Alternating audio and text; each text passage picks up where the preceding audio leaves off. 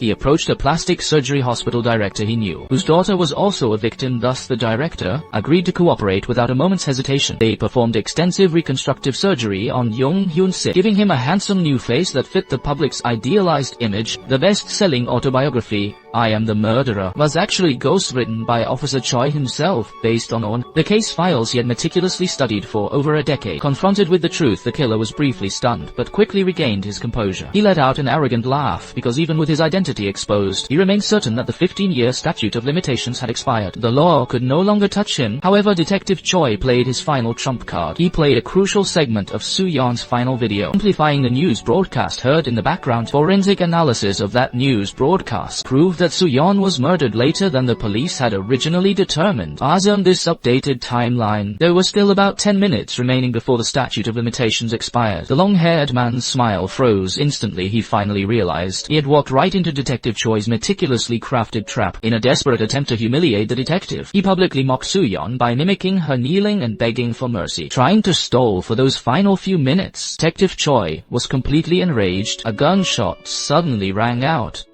He shot out the lighting equipment in the studio, instantly plunging the scene into chaos and darkness.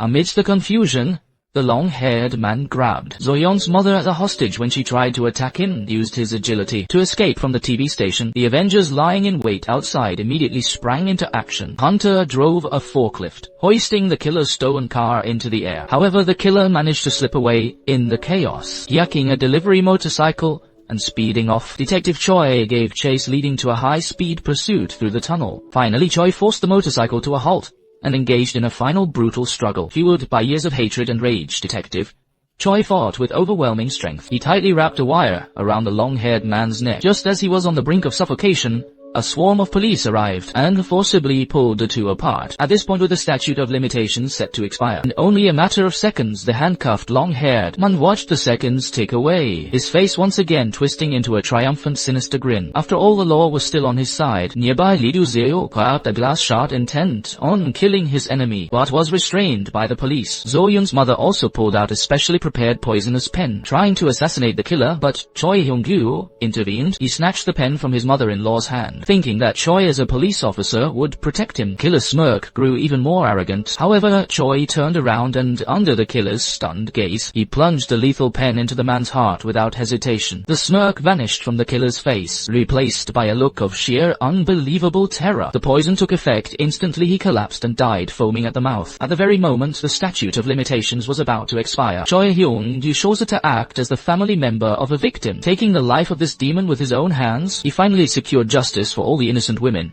including his own fiancée. Ultimately, Detective Choi was sentenced to 5 years in prison for intentional homicide. On the day of his release, the families of all the surviving victims were there to meet him. His mother-in-law had finally forgiven her son-in-law and placed the watch that Soo-yeon had bought for him on his wrist.